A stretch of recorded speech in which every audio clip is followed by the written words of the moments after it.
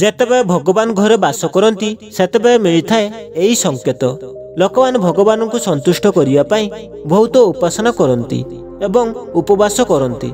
सकाळ एवं संध्यारे दीप जालिबा ठारू आरंभ करी भगवान को भोग अर्पण करती, जहा द्वारा ईश्वर आशीर्वाद सेमानंक ऊपर रही थाउ एवं सेमानंकु जीवन में कौन प्रकार समस्या सम्मुखीन होगाकू न पड़ू। आमे समस्ते जानू जे भगवान को उपासना कले से आम ऊपर संतुष्ट हुअन्ति, किंतु आपण जानती कि से एही विषय आमको संकेत मध्य दियंती। तेबे आसंतु एही संकेत गुड़िक विषय जानिबा, जहा आमको जणाई थाए जे ईश्वरंकर विशेष आशीर्वाद आम उपरे अछि।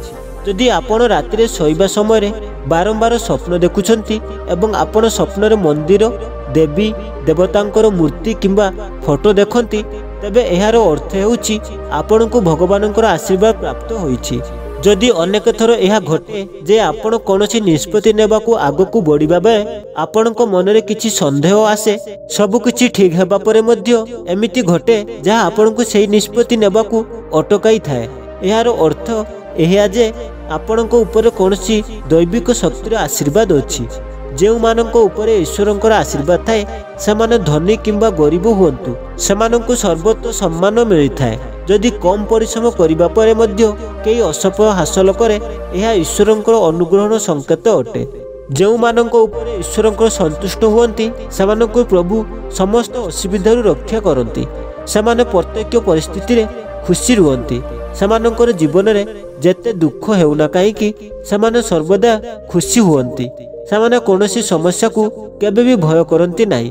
प्रत्येक असुविधा को सेहीपरि व्यक्ति विशेष सहजरे दूर करिपारନ୍ତି। पेचा देखिबा एक शुभ संकेत अटे। हिंदू धर्म रे पेचा को एक गुरुत्वपूर्ण मान्यता दिया जायछि। एहाकू देवी लक्ष्मी वाहन भाव में विवेचना करा जाए। तेणु जदि आपण कोनोसी स्थान रे पेचा देखंती तबे एहा एक शुभ संकेत भाव में विवेचना करा जिवो।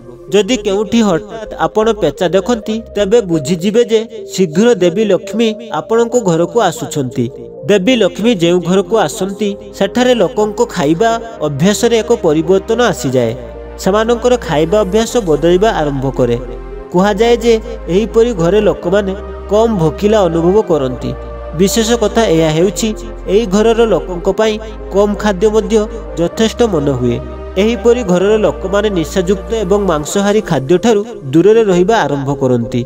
धनर देवी लक्ष्मी स्वच्छता को बहुत भल पाई थांती। देवी लक्ष्मी सेही घरे रुहंती जेउठारे सबुआडे सफा रही थाए। यह व्यतीत घर सफा करने पाई व्यवहृत झाड़ू मध्य देवी लक्ष्मी प्रति प्रिय अटे।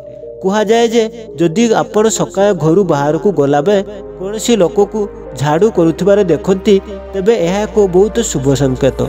शंख बाजिबा एक शुभ संकेत होता है। हिंदू धर्म में शंख को एक गुरुत्वपूर्ण स्थान दि जाउछि। केवल एतिकी नुहे, शंकर शब्द मध्य बहुत शुभ बोली विवेचना करा जाए।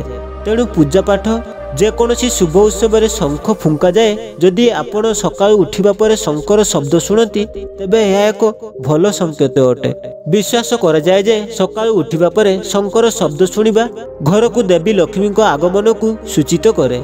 लगातार 3 दिन घर बाहर को जीवा बेले जदि आपण नीलकंठ पक्षी देखु थांती तेबे बुझिबाकू हेबो जे भगवान आपनको डाक शुणुछंती। आपनकर कोनसी बड़ इच्छा शीघ्र पूर्ण हेबाकू जाउछि। नीलकंठ पक्षीर उद्देश्य मान हेबा महादेवंकर आशीर्वाद संकेत अटे।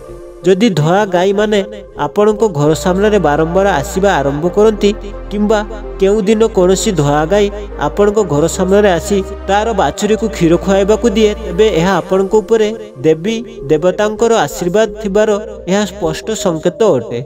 यह जनाउछि जे आपणकर पूजा और प्रार्थना सफल होइछि एवं आपणको जीवन समस्त समस्या दूर हेबाकू जाउछि। भगवान आपणको समस्त असुविधा एवं खराब दिन को समाप्त करिवे।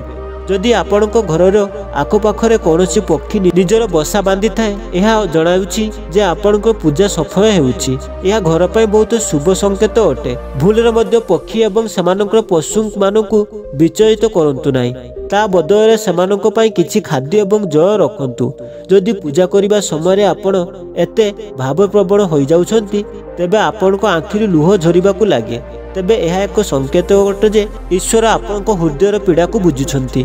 जदि आपण सकाळे पूजा करिबा परे घरु बाहरकु जाआंती एवं मांकड़ मानकर गोष्ठी देखंती तेबे एहार अर्थ मध्य आपणकर पूजा सफल हेबाकु लागिछि एवं भगवान आपणक प्रति दयालु अटंती।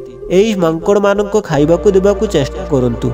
जदि आपण घरे कोनोसी धूपकाठीर या कृत्रिम धूप बिना सुगंध एवं सुसज्जित अनुभव करुछंती तेबे बुझिबाकु हेबो जे आपण भगवानक द्वारा आशीर्वाद प्राप्त एवं आपणक दिन यथाशीघ्र परिवर्तन हेबाकु जाउछि।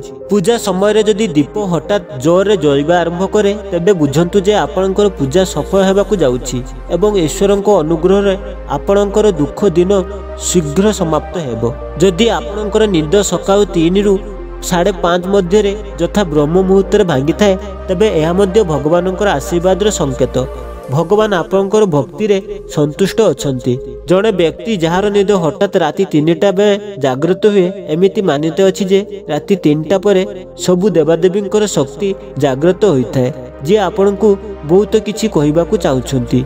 एही परिस्थिति रे 3टा परे आपणक निद बारंबार भांगिबा गोटिए शुभ संकेत अटे।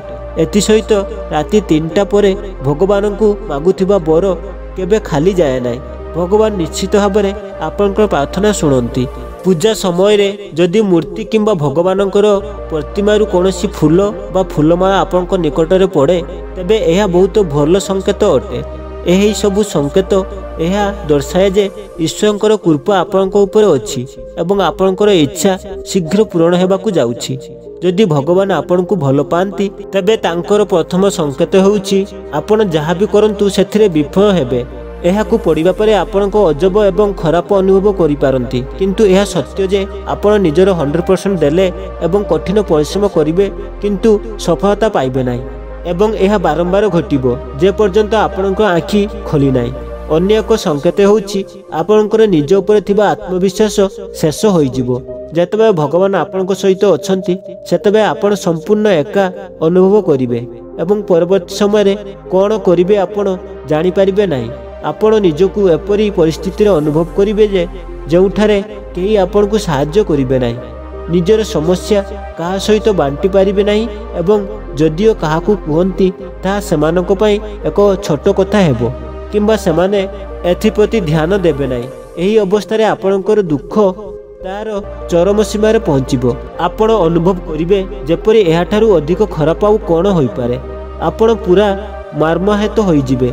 आपण दुखरे चरम अनुभव करिवे। आपण निश्चय महान साधु मानक जीवन देखुथिबे जेबे तांको जीवन रे सबुठारु बड़ दुख आसिला एवं तापरे तांको मन रे वैराग्य आसिला तापरे से जीवन एवं भौतिक भोग छाड़ी ईश्वर को जानिबा पई एक प्रकार तृष्णा अनुभव कले। एही परि भाबरे शेषरे भगवान को हृदय स्पर्शी कले। एही दुख माध्यम रे जड़े व्यक्ति भांगी पड़े किंतु एही दुख माध्यम रे तार ईश्वरंकर प्राप्ति प्रेम मध्य बढ़ी थाए। से बुझी पारे जे एही दुनिया रे सबु किछि एही सुख नुहे एपरि किछि भी अछि जा एही भौतिक संसार रु बहुत ऊपरे। से केवल भगवान सर्वप्रथमे आमकु हारिबा सिखांती कारण जदि आमे पराजय को बुझी पारिबा नाही तेबे आमे विजय को भी बुझी पारिबा नाही। जेतबे आपनकर समस्त आशा भांगी जिवो सेतबे आपनकर अंतर रे मंथन हेबाकु लागे जहाँ आपनक भितरे एक गुण दुर्गुणर मूल को बुझीबाकु चेष्टा करिवे। आपण जहाँ हराइछंती किंबा जेउठी विफल होइछंती आपण ताहार कारण खोजिबा आरंभ करिवे। निज निजकु प्रश्न करिवे। यह होछि प्रकृत समय जेतबे आपण आपनकर विवेक सहित संयोग करिबा आरंभ करिवे एवं ठीक एही ठारे आपनक जीवन रे एक नूतन परिवर्तन आसीबा आरंभ हुए। एही अवस्था रे आपण कोनोसी जिनिसर विजय किंबा पराजय अनुभव करिवे नाही। यह हेउछि एही समय जेतबे आपण बदली जिवे। जीवन प्राप्ति आपनकर दृष्टिकोण बदली जिवो। जेउ कारणरू बाहर घटुथिबा घटना गुड़िक आपनक उपरे कम प्रभाव पकाइबो। आपण बाह्य जगत रे घटुथिबा प्रत्येक घटना को नाटक भाव रे देखिबा आरंभ करिवे वास्तवता भाव रे नुहे। आपण निजकु एसबुर साक्षी परि अनुभव करिवे। आपनक पई समग्र विश्व एक नाटक हेबो आउ किछि नुहे। दर्शक बंधु एही सबु सूचना जनसाधारण स्वार्थ को दृष्टि रखी दिया जाइछि जहाँ देश तथा धर्मर प्रतिकार तथा परामर्श को निजर विश्वास एवं आस्था उपरे चेष्टा करिबा उचित। विषय वस्तुर उद्देश्य केवल आपनकु उत्तम परामर्श देबा दर्शक बंधु जदि वीडियोटी आपको भल लगी ताले वीडियोटी को बहुत मात्रा शेयर करंतु आउ प्रथम थर पर मो चैनल विजिट करथिले चैनल को सब्सक्राइब करनियंतु एमिति सुंदर सुंदर कहानी एई चैनल सुनिया पाइबे।